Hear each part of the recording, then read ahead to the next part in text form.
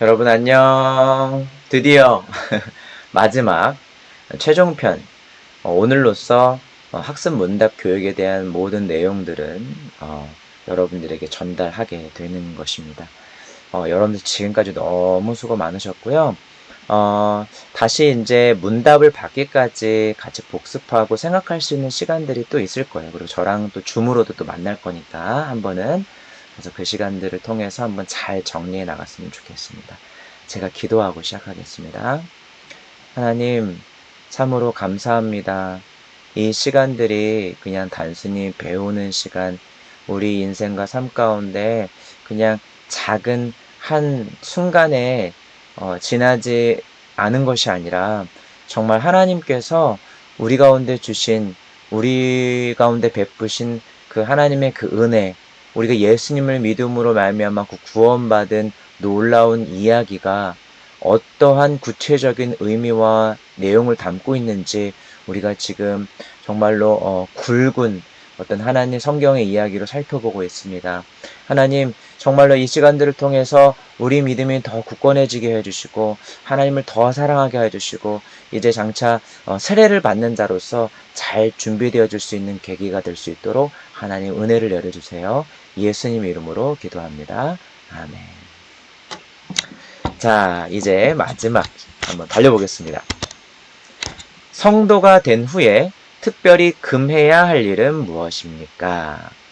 자, 여기서 우리가 조금 주의해야 될 점은 뭐냐면요. 지금 금해야 될 신천사항이 한 5가지 정도가 지금 열거가 되어 있는데요. 자, 이것을 지키냐 안 지키냐에 대한 질문부터 우리가 들어가면 안 되고요. 우리가 누구냐에 대한 질문부터 먼저 던지셔야 돼요. 자, 첫 번째, 성도가 된 후에 우리는 성도가 되었다는 것을 잊어버리면 안 돼요. 성도는 무엇이죠? 하나님께서 구원한 구원의 백성, 그리고 구원하셔서 그러니까 예수님을 믿음으로 말미암아 우리 가운데 영원한 생명을 주시고 구원하신 후에 그냥 그 사람들을 그냥 내버려 두시는 것이 아니라 어떻게 해요? 이제 하나님이 처음에 하나님의 형상대로 지으셔서 인간을 그리고 그 지음받은 목적답게 정말 살아갈 수 있도록 이제 다시금 모든 죄의 오염과 재촉으로부터 예수님을 통하여서 예수님의 그 십자가 사건을 통하여서 우리를 깨끗하게 하셨단 말이죠.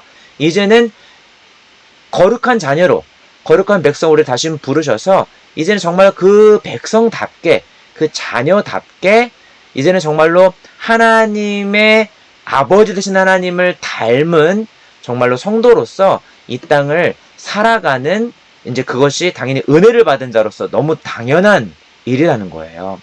그래서 지금 앞으로 읽어야 될 게 이러한 질문 앞에 우리의 마음의 답변이 준비가 안 되어 있으면 지금 읽는 것은 아무런 의미가 사실은 없어요.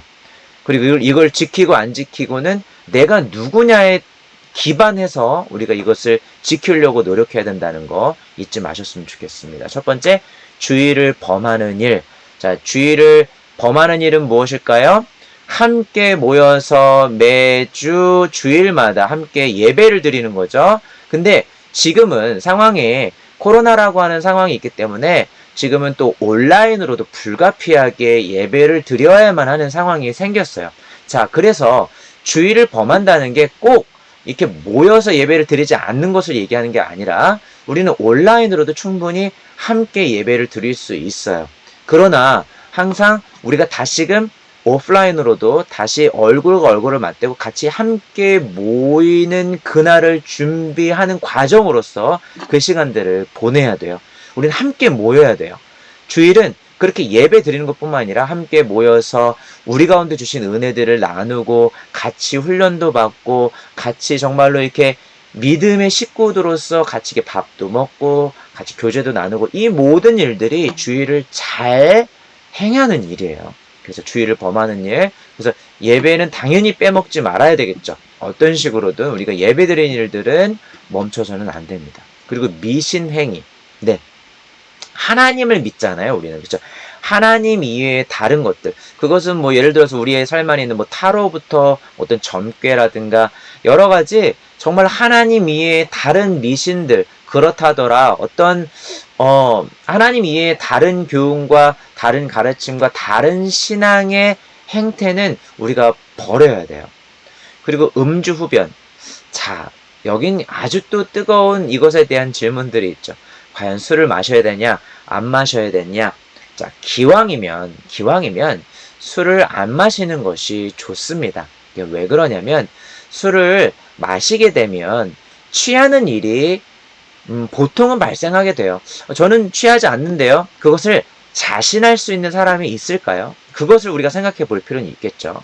그래서 술은 성경에도 사실은 마시는 문화 안에서 예수님이 계셨었고요.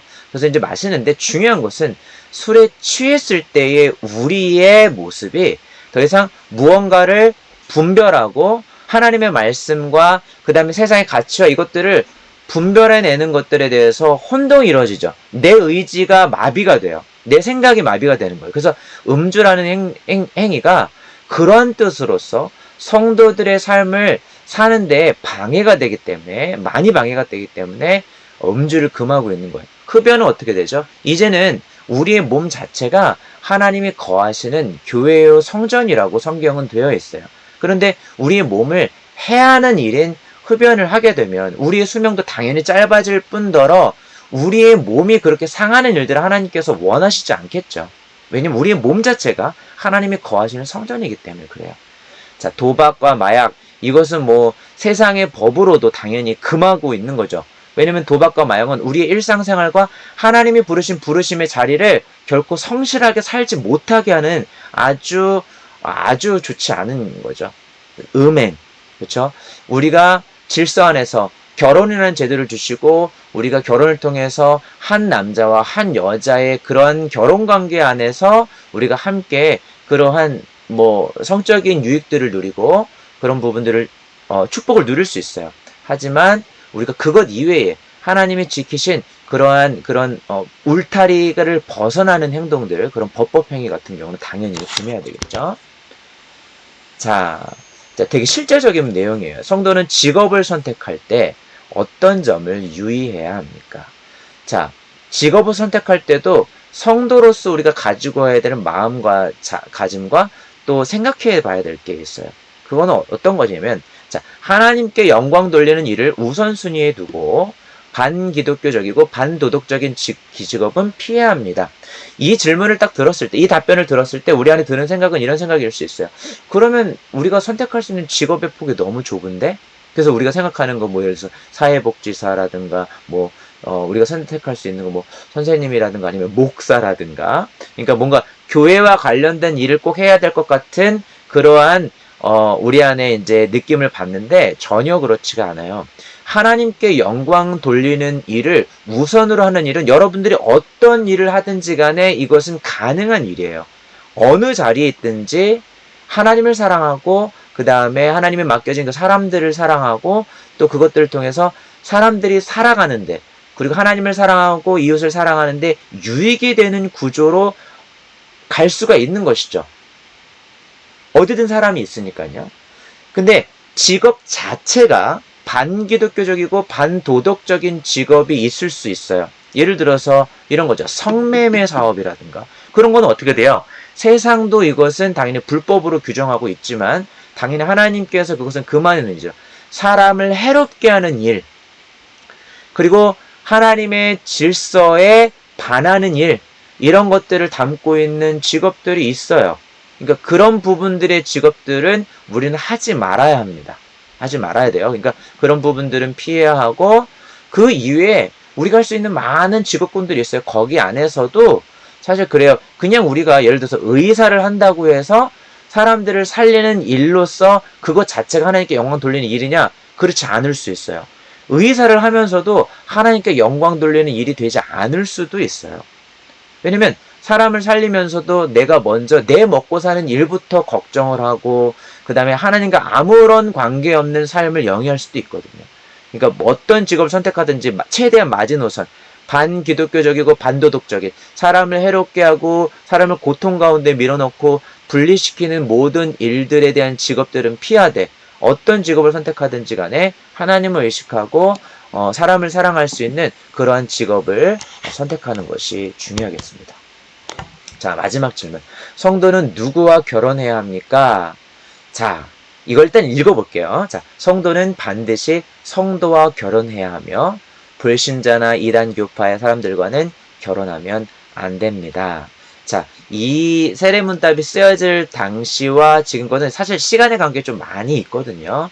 자, 이것은 정말로 우리는 반드시라고 되어 있지만 정말 목사님 마음은 여러분들이 이것이 이렇게 정말로 결혼했으면 좋겠어요. 솔직하게. 그러니까 반드시 이걸 지키면 안 지키면 죄, 안 지키면 절대 안 돼. 이런 개념이라기보다는 왜 이렇게 해야 되는지를 좀 알아야 되는데, 성도, 그러니까 쉽게 생각해보면 한 믿음을 가진 남자와 여자가 만나서 그래야지만 하나님께 영광 돌리는 일로서의 직업도 선택할 수 있죠. 그 다음에 우리가 수입이 열심히 돈을 벌어서 이제 열심히 이제 일을 해서 돈이 생기고 또 자녀가 나오고 이렇게 모든 생활 가운데 하나님의 뜻하신 대로 살려면 우리가 같이 하나님을 사랑하는 사람들끼리 만나야, 하나님 믿는 사람들끼리 만나야 그 뜻이 맞아지죠.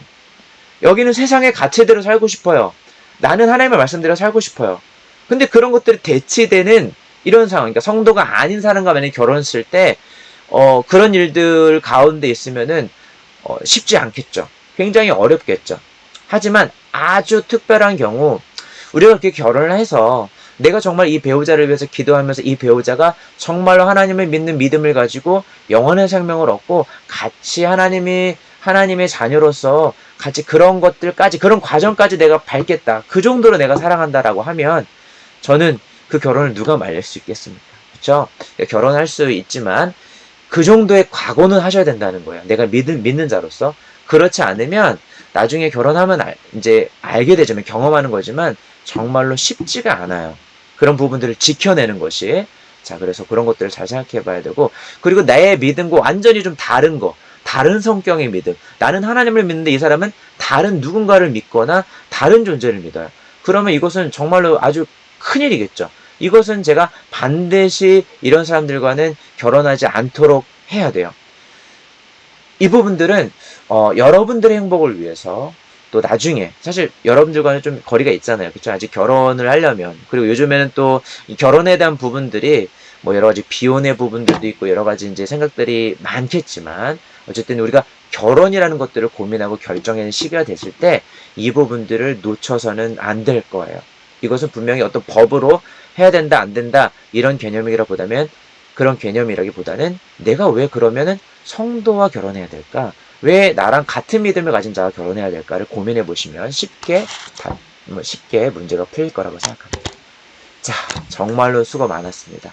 네, 우리가 짧게 37가지 문항을 통해서 배워봤는데 우리가 이것들을 반복해서 좀 보는 게 좀 필요할 것 같고요. 줌을 통해서 다시금 우리가 함께 정리해 보도록 할게요. 자, 여러분들 너무 수고 많으셨습니다. 안녕.